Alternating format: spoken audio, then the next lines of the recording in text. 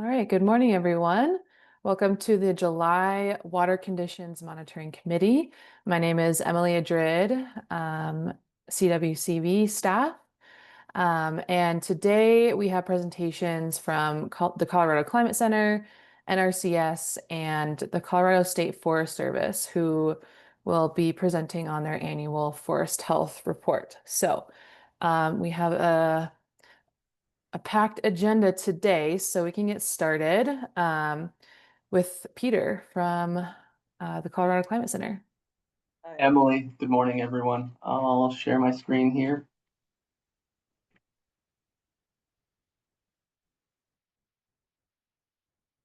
All right. Are you seeing my screen? Yes, And it's full screen, not present mode or anything like that. it is full screen. Perfect. And I assume you can hear me because you're responding. So Yes. we're good to go. Thanks everyone again for joining. My name is Peter Goebel. For those who may not know me, I'm the Assistant State Climatologist with the Colorado Climate Center at Colorado State University. And kicking things off with a picture of a beautiful sky in the evening from our weather station last month, taken by Ali Mazurek. Okay, so fairly typical agenda from our side today. We're going to look at how temperature and precipitation conditions in recent months compare to what we expect in a normal year. We'll look at the last month, the month to date, the last 3 full months, and the last 12 full months. And then we'll take a look at drought conditions across the state, including some new products that help us better monitor water balance in the state. And then, of course, you'll get the full rundown on water supply from NRCS when I'm done. And then seasonal forecast. We'll look at the next couple of weeks, which is a really important time from a flash flooding, monsoonal moisture type perspective. This is we're hitting peak flash flooding season in Colorado. And then, of course, it's summer, it's growing season, still very important from a drought perspective as well. And then we'll talk about what may be coming down the pipe for fall and even winter, although we'll spend a little bit less time on that. Okay, so this is just one of our quadrant charts that shows temperature and precipitation conditions for June. And here the horizontal axis is showing you accumulated precipitation, and the vertical axis is showing average temperature. These data, again, come from the National Centers for Environmental Information NCLIME grid product, which has grid data that is built using the Cooperative Observer Network, which is also run by the National Centers for Environmental Information and is available back to 1895. So here the cross hatches show you our 1991 through 2020 averages. And then the star that you see is 2025. And we can see both on the quadrant chart and using the text to the side that we were a little bit above normal for June, 1.4 Fahrenheit above normal statewide, and just slightly above normal for precipitation, just 0.14 inches above normal statewide. Okay, so how did that break out spatially? This is looking at departure from normal temperatures for the month of June. And you can see that we were kind of near normal on the eastern plains, some areas even a little bit cooler than normal, but then warmer than normal in western, particularly northwestern Colorado. And throughout this presentation, I'm going to be drawing quite a bit of attention to northwestern Colorado because that's where conditions have really made a turn for the worse over the last several months. So I think it's worth a fair bit of focus in this talk. So that was departures from the 1991 through 2020 normal. I'm also presenting it here as a rank relative to the entire data set. And just I wanted to pull this up to show that, again, for northwestern Colorado, the month of June was one of the 10 warmest Junes on record for a good chunk of Moffett, Rio Blanco, and Garfield counties, as well as some other splotches around the west slopes and even San Luis Valley. So if we average statewide June temperatures and look at a full time series using these data, you can see the last point here is 2025. And if we're looking at statewide averages, it really does look like it falls kind of right in the normal range for the last 10 to 15 Junes. So statewide, not a real surprise here, but anywhere we have a top 10 ranking, I do like to point that out because that means it was warmer than normal, even by current standards. So some areas were warm, but statewide really fits in pretty well with overall recent years and the overall kind of upward trend. All right, here is a look at percent of normal precipitation for June 2025. We can see that even though statewide it was pretty close to normal, there were some clear, I guess you could say, winners and losers, or wetter than normal and drier than normal areas throughout the state, which is typical. I mean, even in a normal month, there's abnormal things going on with precipitation. And we can see that we got some good moisture kind of the last 2 weeks of June, if memory serves correctly. It was more second half of June that we got some good moisture down in the San Juans and Four Corners. But again, just drawing your attention to the area of Colorado where things have been getting worse, northwestern Colorado, all the way from Summit County up to that northwestern border. You're going to notice in some of these maps some worsening conditions. And then on the Eastern Plains, we had a nice wet May in southeastern Colorado, so perhaps the drier than normal conditions won't hurt as bad as some years in June in southeastern Colorado. We'll look at that more in the 3-month totals. And then northeastern Colorado was actually falling behind going into June, and we had some nice thunderstorm complexes that wettened things up or moistened things up a little bit for parts of the northeast corner of the state. And then this is looking at the same thing, only ranking relative to that entire time series, 1895 through 2025. And we can see Northwest Colorado stands out a little bit again. Okay, and then looking at the time series here, similar to temperature, 2025, it was drier than the last 2 Junes, but certainly drier than 2023. But then wetter than June 2020 through 2022. So kind of, again, in the normal range for recent conditions in June. You can see that June precipitation is highly variable. That's the case with most months in Colorado, but we're kind of right in that normal range, though there were clearly some winners and losers there.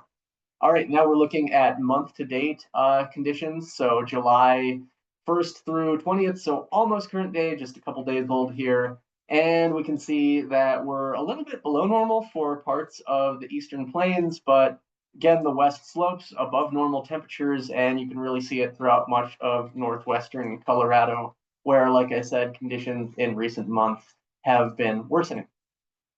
And then this is percent of normal precipitation. And you see this is all over the map. I mentioned that there's been some thunderstorm complexes that have moistened things up a little bit in the northeast quadrant of the state. Similarly, this month, some of our bigger winners for the month to date, moisture-wise, have been in the northeast portion of the state, as well as parts of the Arkansas River Valley, including parts of Kiowa County that have been well above average for the month to date. And then Western Colorado, you can see for the most part lower than average. You've got a little bit of a bright spot up near Routt County, northern Routt County, but for the most part drier than normal for the month to date in Western Colorado. All right, now we're looking at the last 3 months. I said we're going to look at last 3 months, last full 3 months. So this is April through June, and then the last full 12 months. So here this is showing April through June, temperature and precipitation, temperature on the vertical axis, precip on the horizontal axis. We can see the star here in kind of that upper left corner, indicating that we've leaned warm and dry statewide, not way up in that upper left corner like some of our really bad years. You can see 12, 02, 06 there, as well as the Dust Bowl 34, 2018. Not quite, not in that territory, but a little bit drier and a little bit warmer than normal, even by recent standards. One of the things that's really driving this from a precipitation standpoint is that April was a much drier than normal month. And we're on a bit of a strange streak with April, where I think our last above normal April for moisture statewide was 2017. So if we think about it, that's an 8-year straight run of below normal moisture in April. And this is not, unlike what we look at with temperature, this is not necessarily a trend projected by climate models that April would dry out. So I suspect that's more an artifact of climate variability and just the fact that we've been on the drier side of normal more than our fair share over the last 8 years in that crucial month. So here's a look spatially at how things break out, warmer than normal across most of the state over the last 3 months, particularly again in northwestern Colorado. And if we view this as a ranking, much of northwestern Colorado for April through June, it's been a top 10 warm April through June.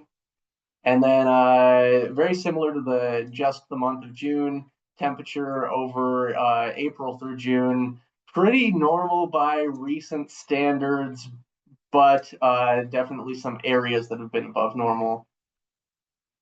Precipitation wise, here you really see the northwest quadrant of the state stand out, with areas like northern Moffat County seeing as little as 10 to 30% of normal precipitation over that time frame. Some areas of above normal, particularly San Luis Valley and just to the east of the Sangre de Cristos, had a really nice May. So that's what's really contributing to this. And then it showed that June was a little bit above normal for northeastern Colorado.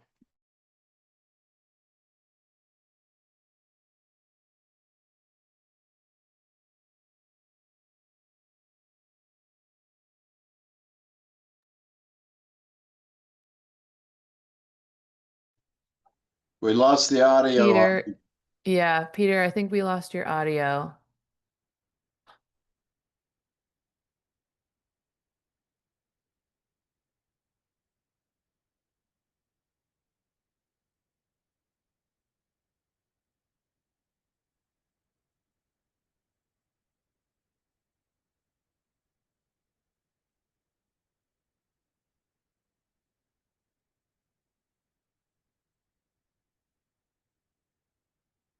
Oh,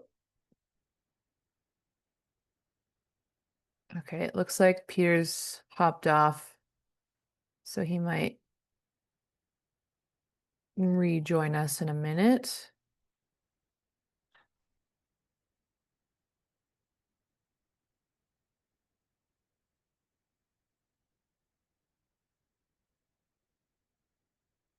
Sorry for the delay.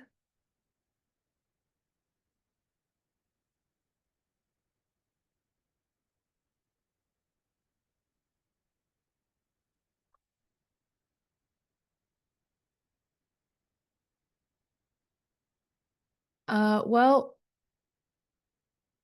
in the meantime, Nagam from NRCS is up next to present. Nagam, do you think you're ready to go? Yeah. Would you like me just to jump in, and if Peter comes on, I can give the stage back?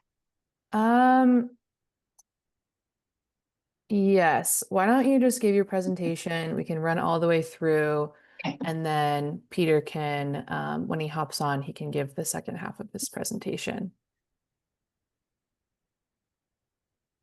Okay, perfect. Thanks all for being patient. Yeah, thank you. Yeah. Can you see my screen? Yes. Okay, awesome. Hi, everyone. I am Nagam Bell with the NRCS, specifically with the Colorado Data Collection Office. I'm a hydrologist on the team, so our office is tasked with monitoring mountain snowpack and precipitation. We also have our water supply forecasting team as well. So I'll be sharing data from our sites today, our SNOTEL sites. Okay, so this is an overview of what I'll be going over. And so statewide conditions as of July 20th, water year-to-date precipitation's at 85% of normal, compared to 101% this time last year. 30-day precipitation below average at 58%, compared to 164% this time last year. 60-day precipitations at 77%, compared to 121%. Observed June stream flow is at 62%. I have a graph, a map on the right here I'll get into in just a minute. June end of month reservoir storage statewide is at 91% of median. This time last year it was at 94, so just a 3% drop there. Soil moisture, for both the 8-inch and 20-inch, we have soil stacks that, start at like the 2-inch level, go down to the 20, sometimes 40 inches. Those are hovering around 21% statewide, just about. And that's roughly near normal for soil moisture, averaging around like 90%. And just for context, fully saturated is at around 40%. So 20% of fully saturated is not bad statewide. But we'll get into some more detail there as I go through the slides. So if you pan over to the right here, I have June observed stream flow. So this is from June 1st through the 30th, and below normal for the whole state, specifically with the Yampa White Little Snake in the north west corner having the largest deficit, and then all of the upper Colorado region, including the upper Rio Grande, below average. We'll see that some of these points are within like the 20th percentile, so below 50% of average for the western slope. South Platte's at also below average at 62% for observed flow. Arkansas is at 74%. We have a few scattered points that are near normal or above normal. So those green dots in the Gunnison area, which is northern San Juan's, and then one point in the combined southwest region, which is Mancos on the Mancos River. The La Platas have been getting a decent amount of rain this last month, so that's kind of the driving factor there. Okay, I shared this in the past, but I'll just give another overview of this for those of you who haven't seen it. This is our forecast evolution plot. It's a new tool available on our webpage under water supply. And just a disclaimer, I think the page is down at the moment. They're doing some maintenance. But this is basically what you're going to see once that page is up again. This evolution plot is for the Gunnison River near Grand Junction. And why I find these tools handy is that it allows you to look at like the progression of the forecast for the whole season, culminating to like the final June 1st forecast.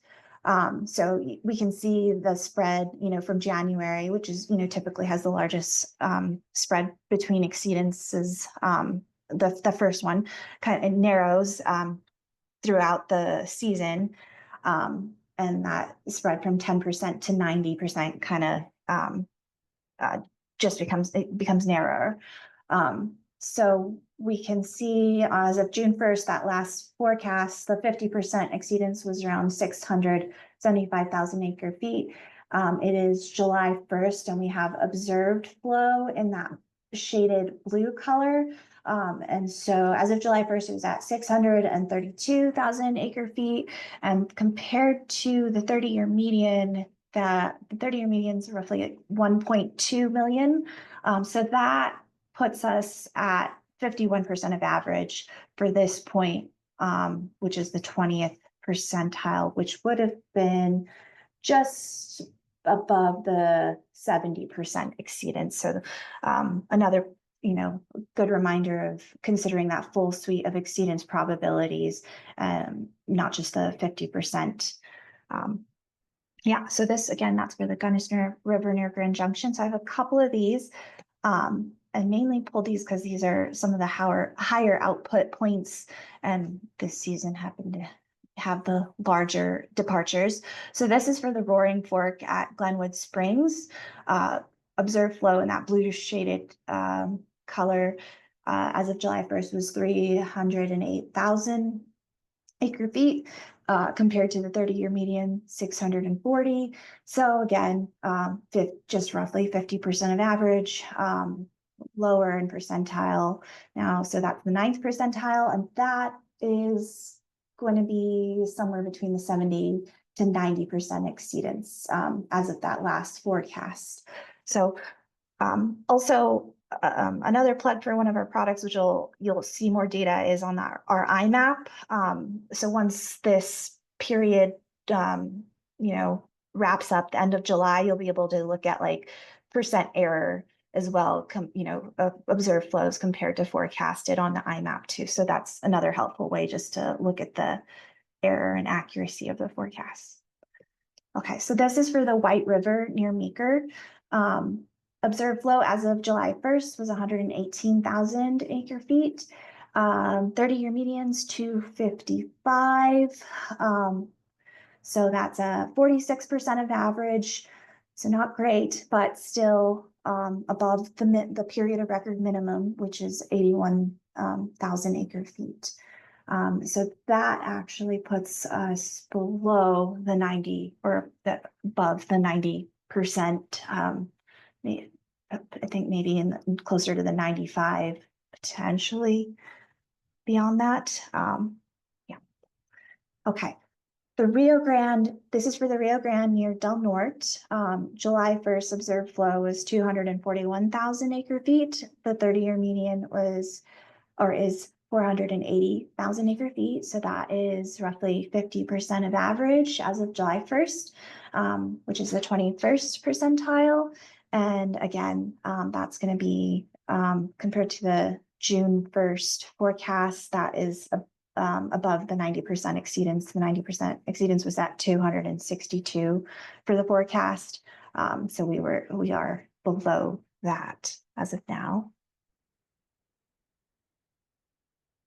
Okay, and then lastly, this is for the San Juan River near Caracas. So this flows into Navajo Reservoir.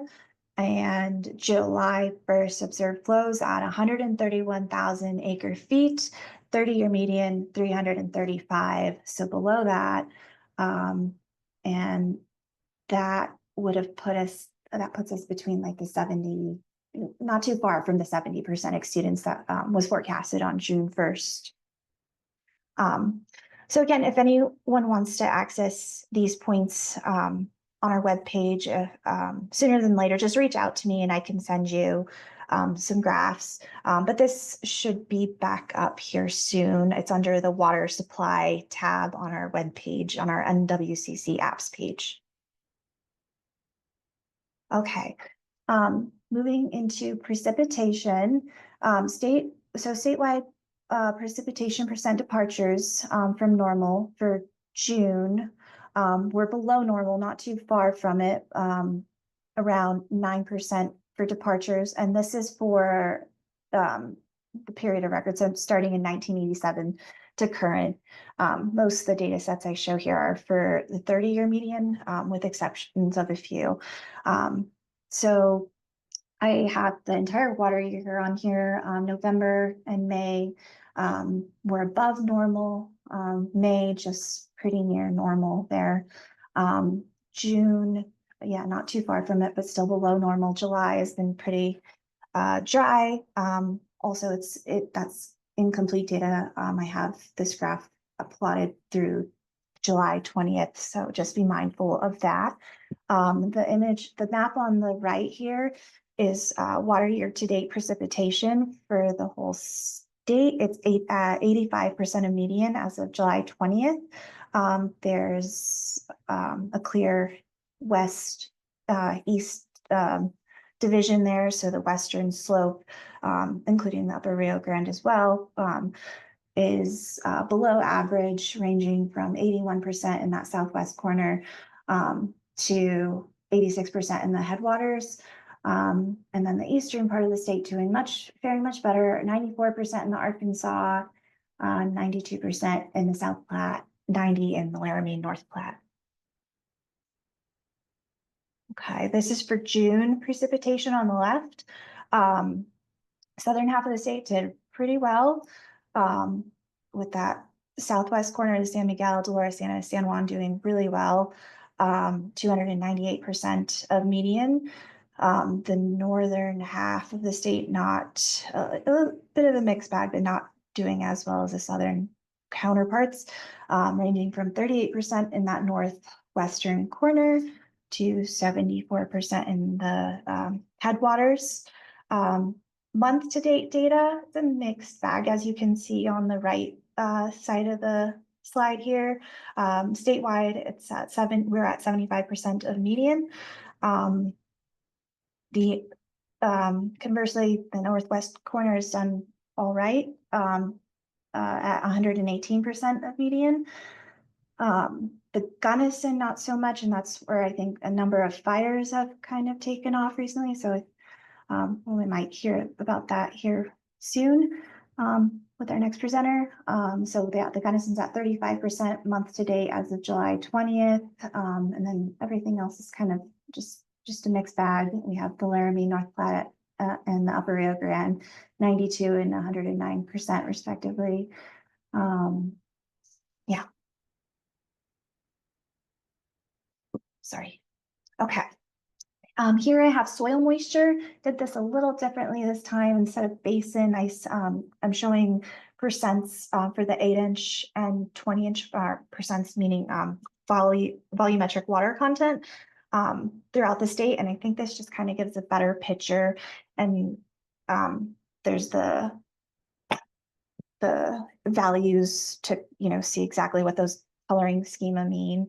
But roughly, again, they're around like 21% for volumetric water content for both the 8-inch and 20-inch, which is near normal. 20-inch is about at 92% of median, 8-inch is around 87% of median. And again, fully saturated starts at about 40%. So when you start to see like that dark green coloring, that means those sensors are sitting in water.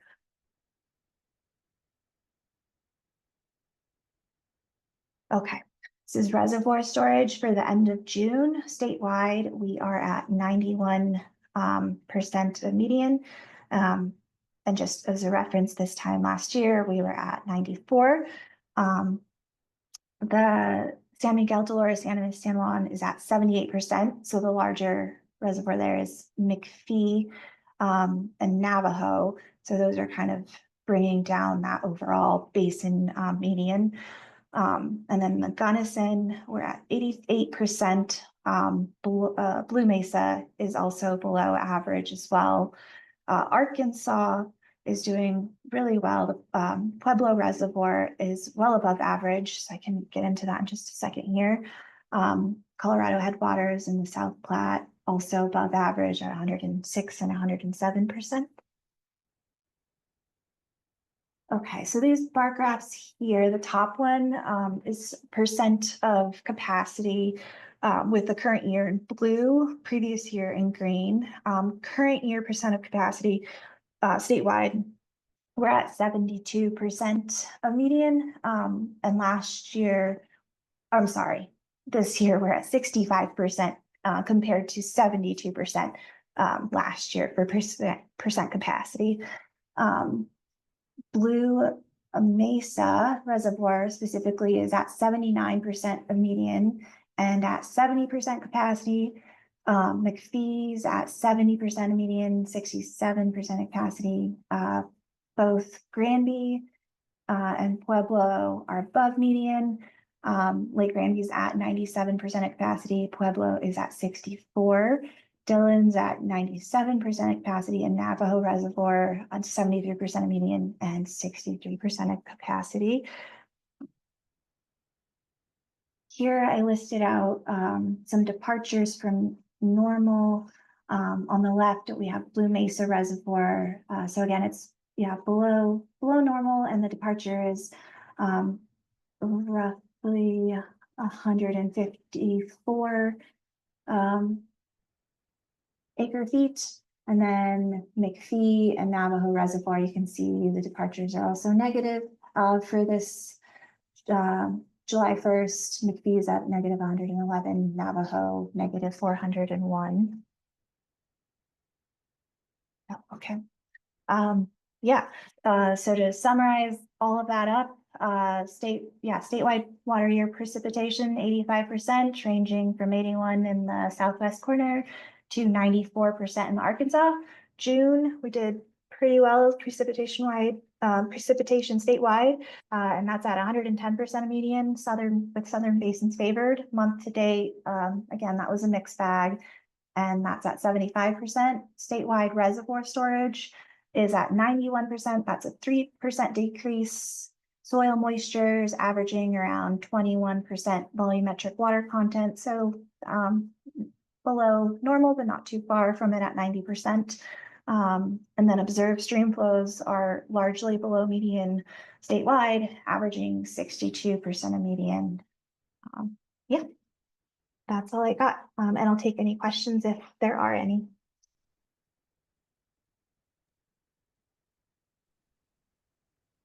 Thank you, Nagam. Any questions for her?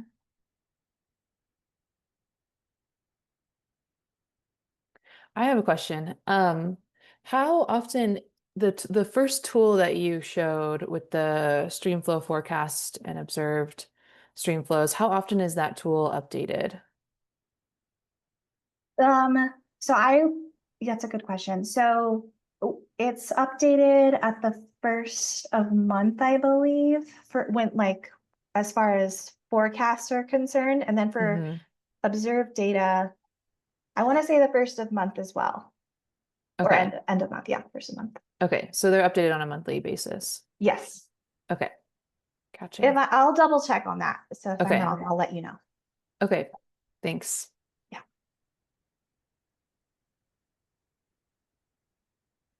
All right.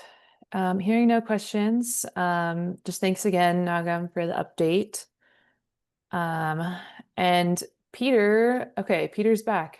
Yay. It looks like the power went out at his house. So he is back with us. So Peter, if you want to finish up your presentation, that would be great. Yeah, where did I lose you? Was it somewhere around here? I believe this is right around where we were. All right. Well, thanks, Nagam. I'm sure it was a wonderful presentation. And thanks everyone for dealing with the technical difficulties. Like we were saying, Northwest Colorado, dry over the last 3 months. Let's look at last 12, and then we'll go on to some drought conditions. This is departure from normal temperatures across the state for July of 2024 through June of 2025. Plus 2.7 Fahrenheit statewide over the 20th century average, only 1.1 Fahrenheit over the 91 to 2020 average. So closer to normal by recent standards, but certainly warmer than the long-term average. And then, of course, if we look at northwestern Colorado again, we see where there have been anomalously warm conditions, especially when we include the tail end of last summer, which was incredibly warm in areas like Grand Junction. The last 12 full months have been the warmest July through June on record through the western portions of Mesa, Garfield, Rio Blanco, and Moffett counties. And then if we look at precipitation, this is showing percent of the 1991 through 2020 average precipitation across the state over the last 12 full months. And we're hovering around normal with some that are areas that are a bit above or a bit below for eastern Colorado, but western Colorado, particularly northwest Colorado, has been quite dry. And if we look at the northwestern corner of the state, we see areas where it's been a top 10 dry July through June. Okay, so that segues nicely into our drought update. And of course, we want to focus on this drought onset that we're seeing for the west slopes. And we'll take a look at some of the dry soils and vegetation conditions west of the Continental Divide. some of the wildfire conditions, some of the improvements where we've gotten some good storms in eastern Colorado. And then I wanted to bring up this last point about the drought task force. Russ was just chatting with me the other day. And as far as we know, the drought task force hasn't been activated, but we do have D3 on the map. So that might be something to talk about today as well. Opening with a slide on the Turner Gulch fire. It's now the largest wildfire that we've seen in the state since the East Troublesome fire in October of 2020, with close to 17,000 acres burned. It looked like there was a couple other fires in the area. The names are escaping me right now that were on the order of 2,000 to 3,000 acres burned, and a couple larger ones around the size of Turner Gulch or larger across the western border into Utah. Okay, this is a look at the most recent US Drought Monitor map. There will be another one released in just 2 days here. But here we can see that we are now looking at D2 conditions across much of western Colorado, including a large chunk of D3 in portions of western Colorado, including Mesa, Delta, Pitkin, Eagle, Rio Blanco, Moffett,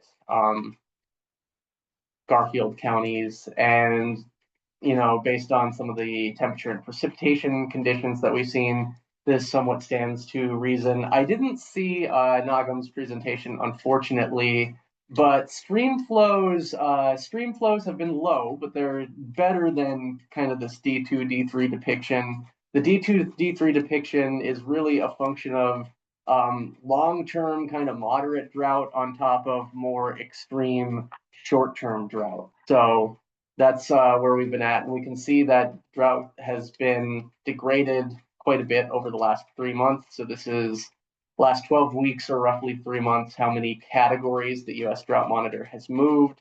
And here we see improvements in areas like Southeast Colorado, which had a nice wet May, but then degradations in areas to the north and west. And then this is how much things have changed over the last year or 52 weeks, where we can see much of this D2 and D3 in western Colorado was not there at this time a year ago. So I'm just showing a couple standardized precipitation index maps. So this is looking at precipitation over the last 6 months and how unusual the level of wetness or dryness is. And the color scheme is designed to roughly match the US Drought Monitor, or exactly match the US Drought Monitor percentile classification scheme. And this is where you can really start to see the areas of D2 and D3 lined up, where we have areas of D4 and D3 level drought in parts of northwestern Colorado over the last 180 days. And then over the last roughly 1 year, we can see that it's more of a moderate drought on that time scale, which matches up, I think, a little bit better probably with the stream flow figures that Nagum showed in the last presentation. It has led to some degrading soil moisture conditions across, goodness.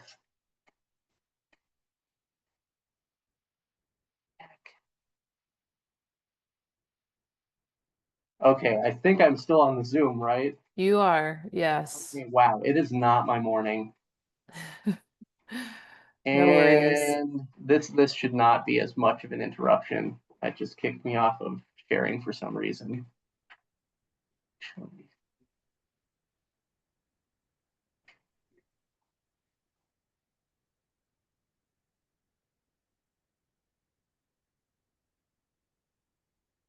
Okay, we were here, soil moisture. Yeah, this has led to some worsening soil moisture conditions across western Colorado. So we have portions of Eagle, Garfield, Pitkin, Mesa counties that are looking at soil moisture in the 5th percentile or lower. We have kind of a mix with near normal conditions across the eastern plains. Some of the have-nots from a thunderstorm perspective are areas where we are seeing soil moisture drying out. It's always worth mentioning when showing soil moisture conditions that local conditions may vary. What you're seeing here may not reflect what you're seeing in your field if you're a producer. And this is looking at the top meter. So if you're looking at a deeper or shallower layer, things may not match up exactly either. This is a look at the latest Vegetation Drought Response Index, or VegDry, which uses satellite measurements of normalized difference vegetation index, basically how well the vegetation is absorbing near infrared radiation, tells us about how moist and how healthy that vegetation is. And the satellite overpasses that we're getting of vegetation health are not looking great for much of Western Colorado, which aligns pretty nicely with everything we've said about temperature and precipitation. And this tends to be a little bit more of a shorter term indicator. So it makes sense that this looks perhaps even a little bit worse than what you likely saw with stream flow conditions and perhaps some local reservoir conditions. We see a bit of a mix, but mostly pretty good conditions across eastern Colorado here. This is a look at water balance from some of our Colorado agricultural meteorological stations, or COAGMET network stations. And this is looking at from the start of April through July 18th, precipitation over potential evapotranspiration percentiles. So basically, how does the ratio of water supply to water demand compared to a normal year?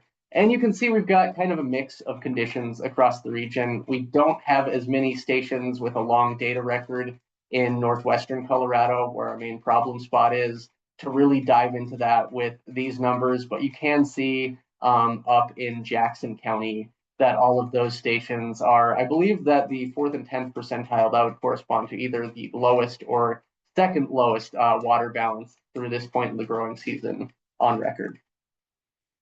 Like I said, I wanted to show a couple new maps, and this is looking at percentile of precipitation minus, this is not potential evapotranspiration, but actual evapotranspiration, or how much surface moisture did we actually lose to ET. This is one of our new NASA Western Land Data Assimilation Systems products. Again, the percentile scheme is matched up to the US Drought Monitor, and we can see some areas where evaporation has been high and precipitation has been low, leading to an unfavorable water balance in especially areas like Pitkin, Summit, and Eagle counties. There are some areas where you see an above normal water balance way on the west slopes where things have been warm and dry. That's misleading. That's more because there hasn't been evaporation because there's nothing to evaporate, or very little to evaporate, less than a normal year. And then this is same thing. This is just looking at precipitation minus ET, but not as a percentile, just as a raw value, where you can see a positive water balance over some of our high elevation terrain, then some of the mid elevations where you have good moisture through the winter, but then it starts to evaporate in the summer, or where you see the lowest water balances. And then kind of a mix on the Eastern Plains based on soil type. There's some weird things with this data set with cityscapes. So some of the positive water balances that you'll note in areas like the Denver metro area or Fort Collins or Boulder, those are likely due to the way that the model is handling transpiration over cities. Okay, terrestrial water storage. This is one that we had a question about last month, I believe, from Swithin. This is looking at terrestrial water storage percentile, which terrestrial water storage is the combination of groundwater, soil moisture, canopy moisture, which is negligible in Colorado, and snowpack, which is, also negligible in most any part of Colorado, except for maybe some of the most protected areas of the mountains at the very highest elevations this time of year. So the biggest thing this is showing is a deficit in groundwater. And the question that I think we had from Swithin last time was, what's the bottom of the water table on this? Well, the data come from the GRACE satellite, which is measuring perturbations in gravity based on kind of differences between these twin satellites that are orbiting each other, or kind of orbiting next to each other, called Tom and Jerry. And it uses that to back out anomalies in groundwater. And so the answer to that question is there's really no bottom to the groundwater that we're looking at here. That said, the satellite is not without error. It's not unimpeachable or above questioning the uncertainty. And it's calibrated with USGS groundwater wells. So the groundwater well depths will probably be somewhat correlated with the depths that this is looking at. But this is, I guess, showing more of a longer term, kind of slower moving problem that's not unique to Colorado, but much of the, I think, western and central US that groundwater reserves are perhaps lower than we've seen in other portions of this record. Granted, the GRACE satellite, this data only goes back to the early 2000s, like 2001 or 2002. So we don't have as rich a data record as some of the graphics that we've shown today. Okay. Thank you on that, Peter. Yeah, of course. Knowing that. And it looks like since it is GRACE satellite data, that would include deep aquifers, 1,000 feet deep, those kind of things based on the Earth's gravity, basically, right? Yeah, that's correct. Or the Earth's weight in that area. Super. Yep. Thank you very much. All right. And then this is just a slide I pulled up from the eShimp on the drought task force. As far as I know, it hasn't been activated, but we do have some areas of D2 and D3 in northwest Colorado. Not sure what's going on with the SWASI or PDSI in those areas, but perhaps Nagam showed something related to SWASI. Maybe the US Drought Monitor is just depicting things more severely than other indicators, in which case perhaps we can have a conversation about is the US Drought Monitor maybe not the right tool to use to decide whether or not to activate the drought task force in this situation. Not sure about that, just something that we were looking at, considering over the last week, putting this together. I'm going to pause there. Are there any questions to this point before we get into the spring and summer outlook?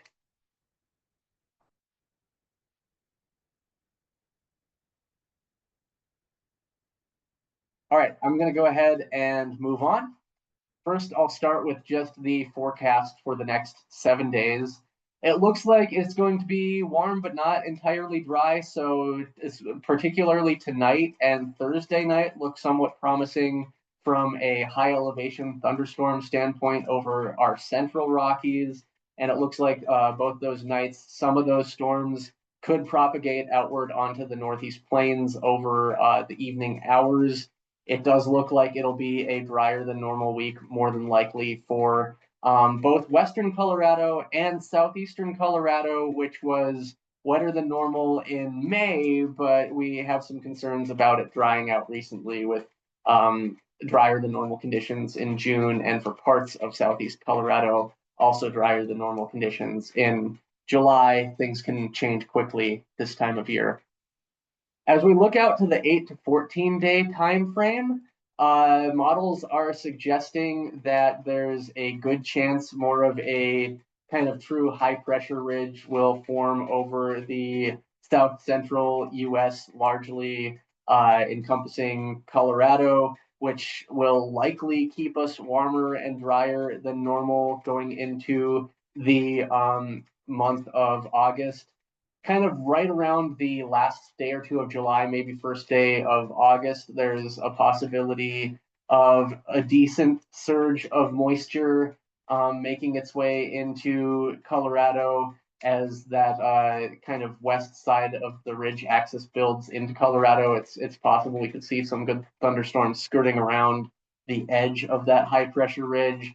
And, looking at models this morning, that may be a good time to look out for in terms of potential flash flooding, both over the high country and potentially over the Front Range or even northeastern plains. Still quite a bit of uncertainty there, but this time of year, that's definitely a good area to be watching for potential flash flooding. This is kind of our peak flash flood season, as I alluded to earlier. For areas like Southeast Colorado, less likely to be caught up in that, with a slight tilt towards an increased probability of below normal precipitation on that 8 to 14 day time scale. Once we get beyond the 14-day time period, our numerical weather prediction kind of descends into chaos. So when we look at seasonal forecast, we're oftentimes looking at statistical relationships between slower moving climate indicators that are correlated with atmospheric behavior, most notably El Nino versus La Nina, but also things like land surface soil moisture patterns, which particularly this time of year can be correlated with different temperature and precipitation patterns. For instance, if you have wet soils this time of year, you may be more likely to see cooler, wetter conditions. If you have dry soils, you may be more likely to see warmer, drier conditions. This is a look at current sea surface temperature anomalies across the globe. And if we focus in on the center of our picture here, we can see what's going on over the Pacific Ocean. If we were in a true La Nina pattern, as we've been quite often recently, you would see a cold tongue of moisture sticking out off of the coast of Western South America into the Central Pacific. And you can see that that's, you would see blue colors in that area, and you can see that that's kind of broken down over the last couple of months. So we've re-entered neutral conditions, though there may still be some lingering impacts from La Nina.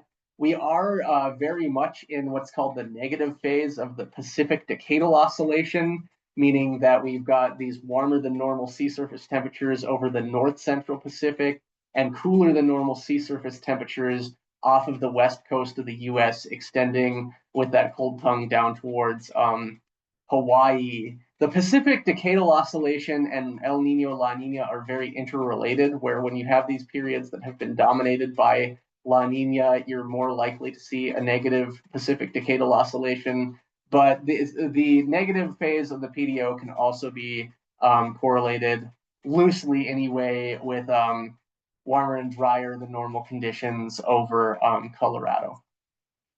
This is a correlation between El Nino and La Nina and precipitation over Colorado. And I really should make one of these for the PDO as well, but this is showing by season whether we expect La Nina or El Nino to be wetter on average. The areas in red are areas where El Nino tends to be wetter, areas in blue, La Nina tends to be wetter, and the bottom left quadrant there, JJA, is June, July, August, where for most of the state, we do tend to lean a little bit wetter during El Nino than La Nina. If we look at the lower right-hand quadrant, similarly in September, October, November, or fall, we tend to lean drier in La Nina, wetter in El Nino. And we're kind of in this neutral pattern where there's a decent chance La Nina may come back and we may have some lingering impact from the last one. That's what this graphic shows, is the probability of La Nina, neutral, or El Nino conditions by season. And we can see that right now we're in neutral, so there's a high probability of through August maintaining those neutral conditions. As we move into, say, September, October, November, there's a near 50% chance of remaining in neutral and near 50% chance of La Nina redeveloping with a very low probability of El Nino. If we go forward into winter, we see a similar story. So there's kind of this neutral La Nina leaning condition over the Pacific Ocean with a chance, nearly 50-50 chance of La Nina redeveloping in the coming season. And let's see, if we look at our seasonal outlooks, that's going to be part of what factors in here, as well as recent trends and output from dynamical models that do their best to simulate weather throughout a full season.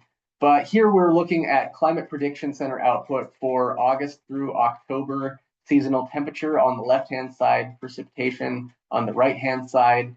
Unfortunately, for Colorado, we see an increased probability of above normal temperatures over the season, particularly on the west slopes, and then an increased probability of below normal precipitation for much of the state, with a little bit more confidence the further north that you go. And this is something that's been showing up in a lot of the dynamical models, is just this persistent warmer and drier than normal pattern over the northern Great Plains that kind of seeps into Colorado. That's not really a El Nino versus La Nina signature. It's more what we're seeing in the dynamical models. And then when we look at temperature, trend is heavily baked in here, where we are seeing an increasing or a long-term trend towards warmer temperatures. And August, September, October is one of the seasons where that trend is the strongest, because the year-to-year variability in late summer, early fall in temperature is lower than it is in winter and spring. So if you have a long-term warming trend with lower variability, it's easier to say that you'll be warmer than normal, or kind of hedge your bet that way, than it would be if you had very high interannual variability like we do in winter and spring. Okay, this is the same thing, but for September, October, November. So just scooting forward 1 month, and you see a very similar pattern. And then this is December, January, February, probably way too early to show this slide, but it's a fairly typical La Nina pattern that they're showing here, maybe a little bit more muted than normal. And that's likely due to the fact that this winter, will either have La Nina or neutral conditions, will be unlikely to have El Nino. So that's the way that the seasonal forecasts are kind of hedging their bets. Okay, just a few key takeaways here. If we look at the last couple of months, it's been a little bit warmer and drier than normal statewide, not way out of the ordinary, particularly for the last couple of decades, unless you're looking at really the westernmost counties of the state or the northwest quadrant of the state, where drought conditions have really worsened over the last couple of months. So drought conditions have improved in portions of eastern Colorado that have been active from a thunderstorm perspective, but we have seen things worsen from a water balance perspective, including soil moisture, vegetative health, wildfires, for much of western Colorado. I have that bullet point about the drought task force. Curious if there's any notes there. And then looking forward, late July and early August is maybe shaping up to be a little bit below normal for peak season flood risks, although there are some hints that we're not totally off the hook this year. So something to watch over the high country, and perhaps, like I mentioned, right in the last couple days of the month, over the northern Front Range. And then August is likely to start hotter and drier than normal, with that high pressure ridge likely to develop over the south and central US, extending up into Colorado. La Nina is gone, given way to neutral conditions, but it's looking at the seasonal forecast, likely that either La Nina will redevelop, or we'll have kind of this neutral, maybe even a little bit La Nina leaning condition over the ocean. And that's baked into what we're seeing in some of those seasonal outlooks. So I'll go ahead and end things there. Again, thank you so much for bearing with me through the power outage. Really sorry about that to everyone on the call, but yeah, thanks. And I suppose if there are no questions, we can move on to the Forest Service. Thanks, Peter. Just to quickly address your points about the drought task force. Oh yeah, please.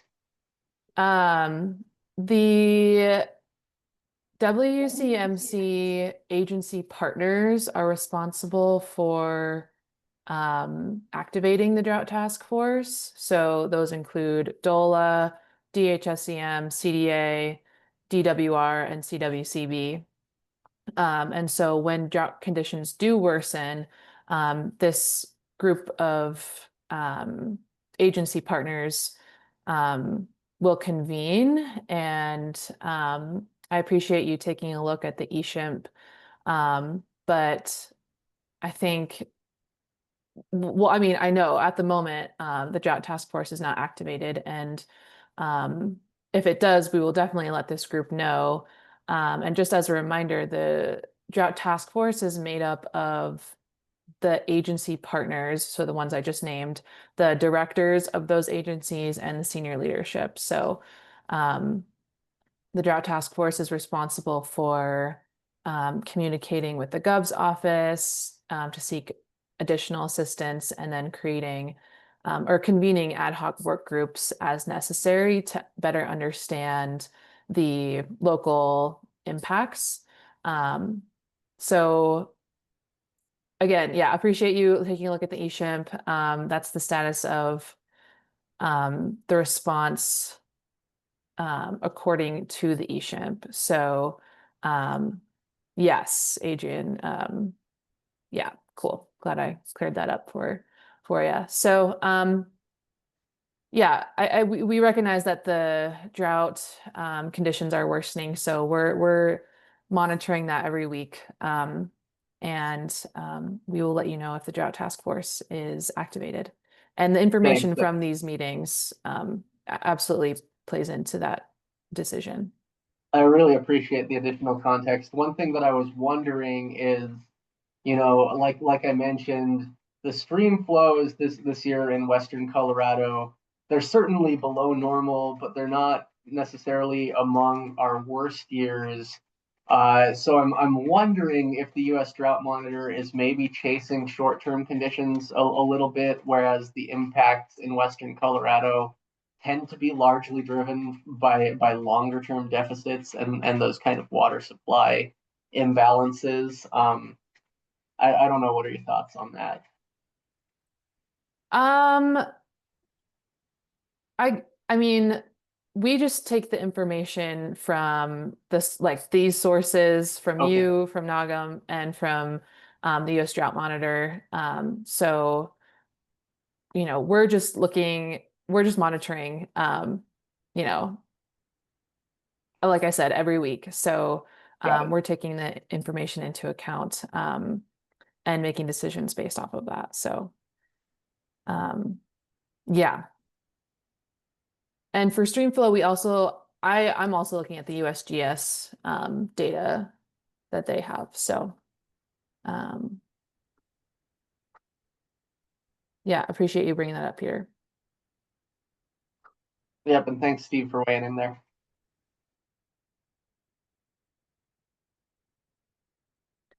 All right. Well, I think we can move on to our last presentation for today, the Colorado State Forest Service. We have Weston Toll. So thank you, Weston, for being here, and welcome to our Water Conditions Monitoring Committee.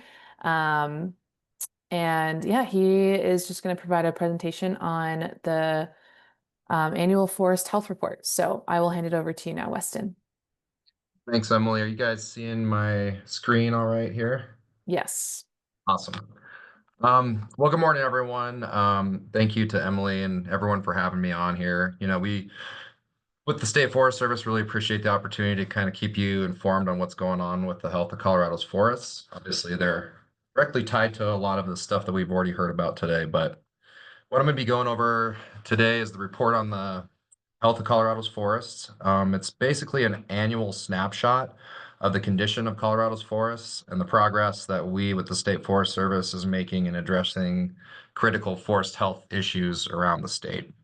The report is online. We used to print them, but most people are online these days, so you can find it online. We do have printed documents with key takeaways from the report. So if you do want a copy or multiple copies, you can let me know, and then we can make that happen. I'll throw my email in the chat when I'm done here. You can also get on our website and view current forest insect and disease activity in your district or area of the state by exploring the maps on our website, which is at the bottom of my presentation there.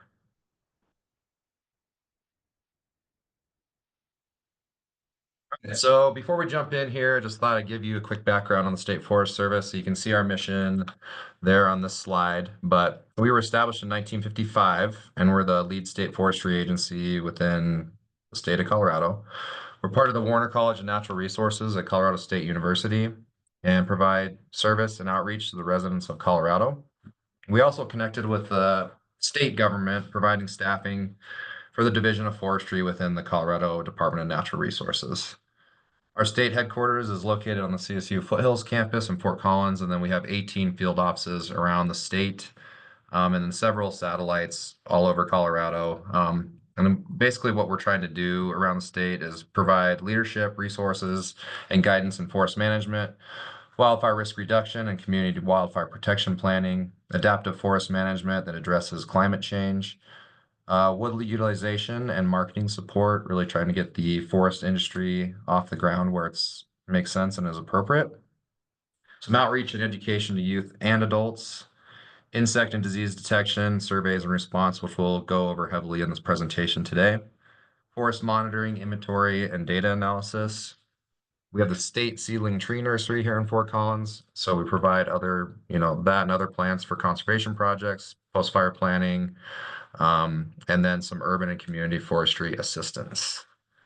That's us in a nutshell.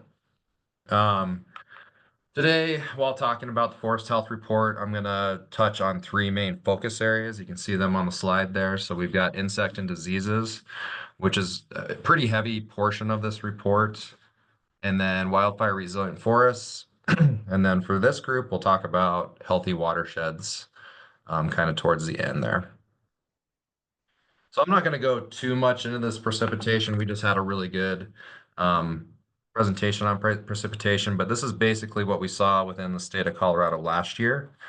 So obviously the reason we care about that is it plays a really important role in insect and disease activity in our forests. When we see these periods of drought, trees are unable to produce enough resin to fight off bark beetles trying to bore through the bark.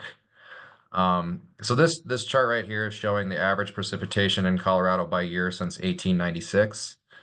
So last year we were slightly drier than average, with 4 out of the 5 years previous also being below average precipitation. This is fairly significant within our forest because trees need several years of adequate precipitation to build their defenses against those attacking insects. And then the map on the right there shows where Colorado experienced above or below precipitation in 2024, or where it was wetter or drier than normal. So you can see there in parts of Colorado, namely the south central part of the state, the trees did receive a respite from the drought conditions last year. Just the same as precipitation, the temperatures also affect these insect and disease pathogens that we have in our forests. So hotter temperatures place more demand on trees for water. Those drier conditions plus the warm temperatures stress the trees and make them susceptible to attack. So this chart's again showing the average temperature in the state since 1896. Last year, as you guys probably know, we experienced our 6th warmest year on record. And you can see the trend over the past several decades that we're getting hotter, which everybody obviously knows. The map again shows where we experienced above or below average temperatures last year, or where it was hotter or cooler than normal. So this is fairly unique for the State Forest Service here to track these trends of activity with our forest insect and diseases. Scientists with our agency and the United States Forest Service fly over our forests and map the impact of pests in the tree canopy. So last year, these scientists flew over about just under 30 million acres of forest. So the photos on this slide show our state entomologist, Dr. Dan West, mapping those insect and disease activities from the skies, and then what that looks like from the air. So you can see in that slide there, that reddish brown coloring in the forest, that's showing damage from the mountain pine beetle to lodgepole pine forests in Gunnison County. After they do those aerial surveys, Dr. West and then some of our foresters and partner agencies check some of the areas recorded on the ground to confirm the insect or disease that's responsible and the severity of the damage. So kind of ground truthing after looking at it from the air. So we have some searchable maps of insect and disease on our website. So you can look out for the Forest Health Report or visit the insects and diseases portion of our website. So you can type, when you get to that, you can type in a city or town or even an address, and the map will zoom to that location.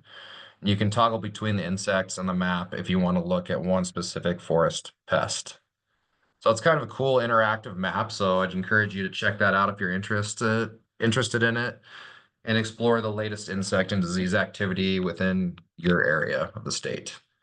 The map's also an easy way for partners to be able to access local information, kind of check in real time what they're seeing out there on the landscape. So just a quick summary on the insect and diseases that we saw last year. Just like the trend that's been showing over the last 20 years or so, we're seeing outbreaks of bark beetles and other insects. You know, they're increasing their footprints in forests during these hotter and drier conditions.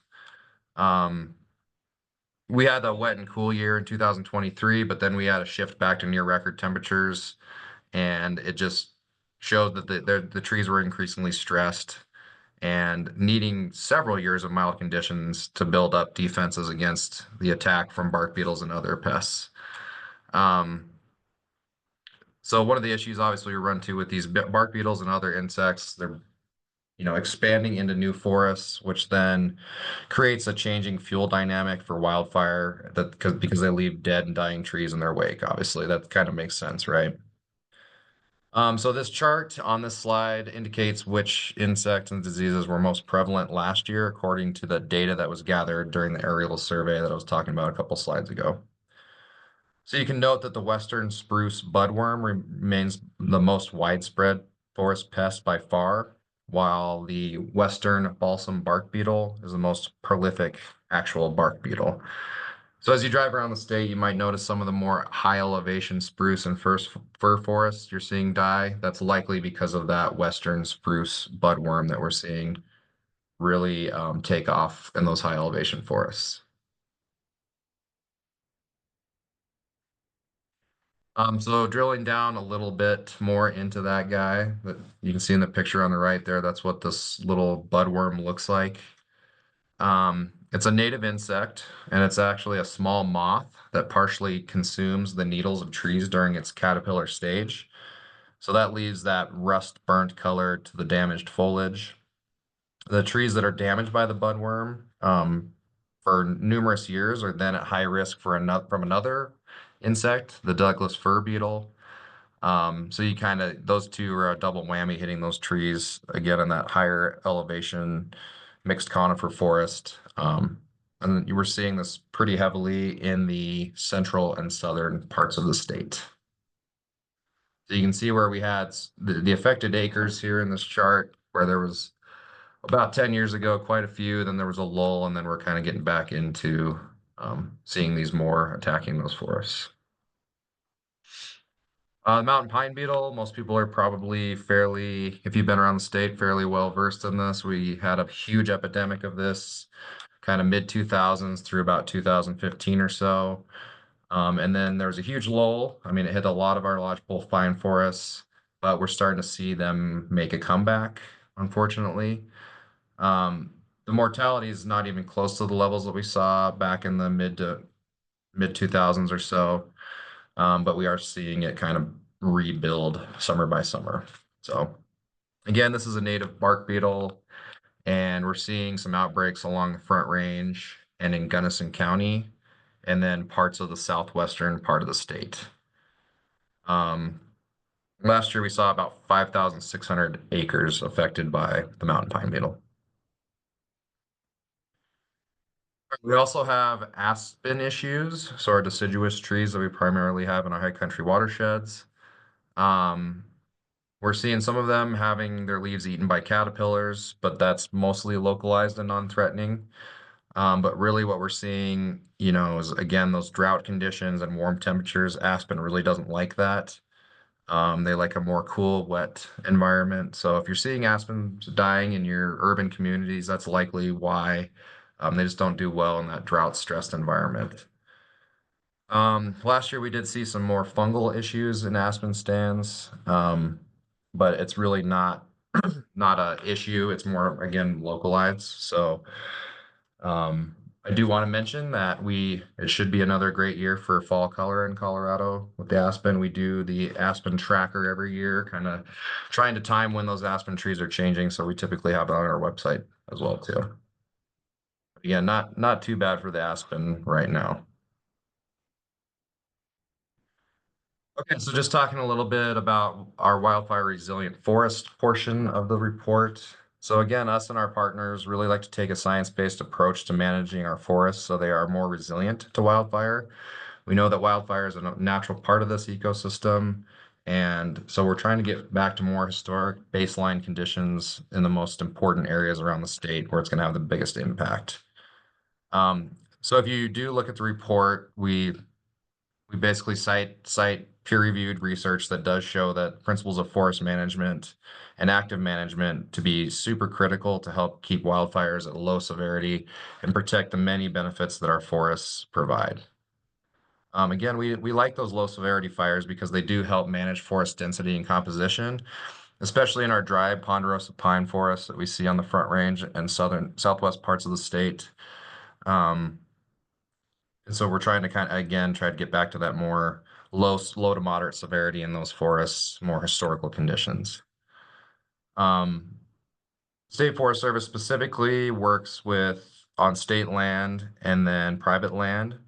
Primarily, we do also have the Good Neighbor Authority, so we can help the United States Forest Service manage federal land, and we're seeing that more and more as that agency is more strapped for resources and staffing. So we may be, looking into the future to see how we can help bridge that gap across land ownership boundaries to really have that landscape scale effect with our fuels mitigation, hazardous fuels reduction projects.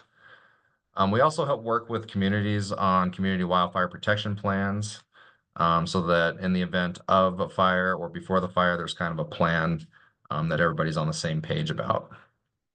If you're curious about the science side of our forest management and wildfire, I'd encourage you to read that section of the report specifically. All right, jumping in quickly to healthy watersheds here. I'm assuming everybody on the call here understands that our forested watersheds are vital to the nation's fresh water supply, not only here in Colorado. You can see there all the watersheds that flow out of the state into a bunch of states downstream. Obviously, with our dry climate and our frequent droughts that we're seeing right now, growing demand for water here in Colorado and within our neighboring states. This is a really, protecting that water supply is a really, really high priority for the State Forest Service and all of our partners. If you look at the report, it details how high severity wildfire can impact the water quality and provides examples of costly wildfires that have degraded water infrastructure and describes some of the actions that us and our water provider partners are taking to promote those healthy watersheds. And I just want to highlight that too, because my job as the watershed program specialist is to work with a lot of our water provider partners. And we've got longstanding partnerships with Denver Water and Colorado Springs Utilities. We've been working with both of those for right around 40 years now. So there's a huge legacy of working together, both on the land that they own, around their infrastructure, and through a variety of grant programs that we administer on their behalf. We also work with Northern Water, Aurora Water, the Clear Creek communities, and Fort Collins Utilities, really trying to expand these partnerships as the water providers are seeing, the threat that they can see not only to their watershed, but also their infrastructure, reservoirs, conveyances, all that sort of thing. So again, working with those water providers to identify and protect the vulnerable areas of the state by reducing those hazardous fuels and promoting resilient forests. Again, if you're more interested in the how we manage forests to protect those water resources, there's a good section within the report that you can go check out to find out more. Again, so just those key takeaways that we'll hit on here before wrapping up. With our insect and diseases, it is common for bark beetles and other forest pests to spread in our forests during warm, dry years that we've been seeing, obviously. Those above average temperatures and localized drought conditions continue to stress trees and leave them vulnerable to attack from western spruce budworm and bark beetles. And then as far as wildfire resilient forests, in this year's report, the Colorado State Forest Service explores the science that underpins the agency's principles of forest management. Again, we really want to promote active management as being critical to help keep wildfires at a low severity and protect the many benefits that our forests provide. that's not only for our water supply, but also recreation, wildlife, timber industry and association, clean air, all the things that you know we know that forests provide for us in the state and around the country.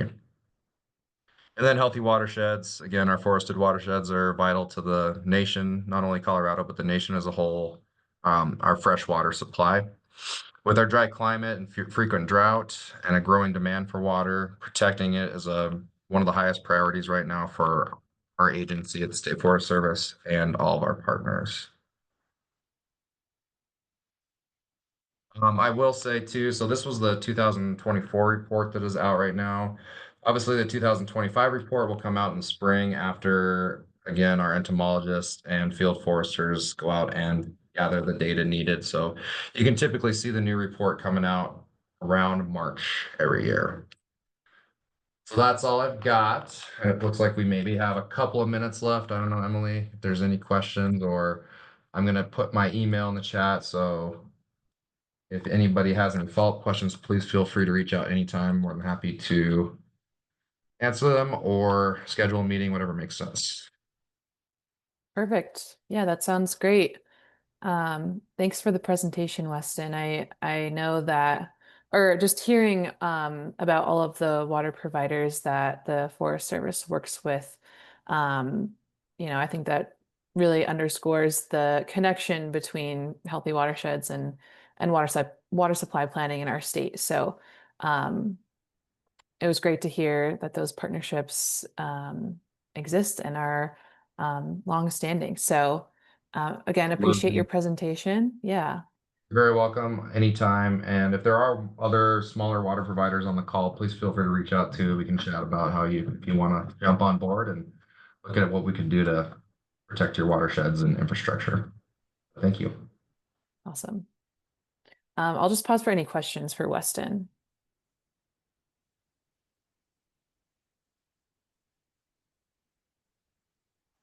Okay, well, hearing none, thanks again. His email is in the chat. We do have a few minutes left, so it would be great to hear from you all in the audience, water providers, water managers, municipalities, updates on how the water supplies are looking in your area. Swithin. So I got to jump off at 11. Thought I'd jump in here first. Yeah. For Highlands Ranch, right now our reservoir storage is around 68% of capacity. June demands were pretty much normal, but for July, we have had a severe lack of rain down here. Higher temperatures, our demands are running about 15% above what we normally see for July so far. Okay. Thanks for the update. Any folks on the west slope where conditions are really drying out?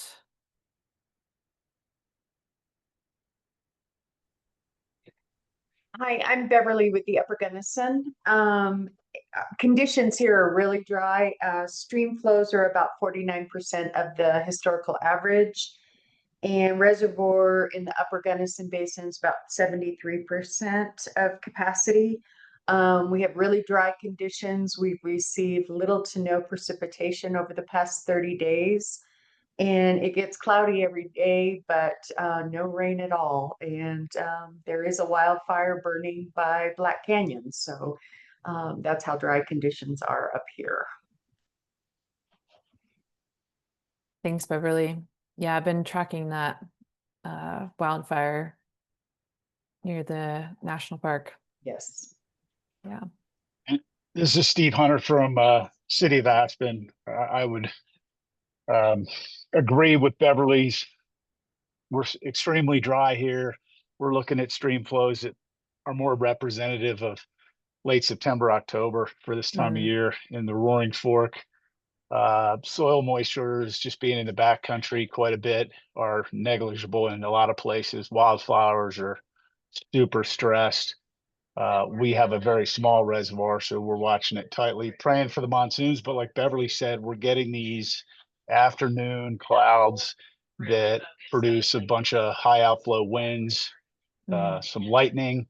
And for a good storm, we're seeing 1/100th to 3/100th of an inch. So really Mm. no precipitation. Mm.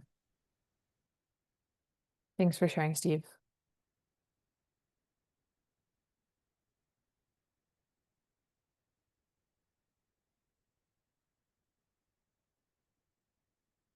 Appreciate the West Slope updates. Is there anyone else from the West Slope that wants to provide an update?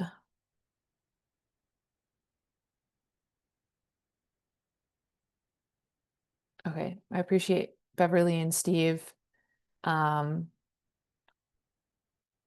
Because yeah, the conditions are really drying out. So maybe I'll kick it back to the East Slope or Front Range if there's anybody else that wants to provide an update.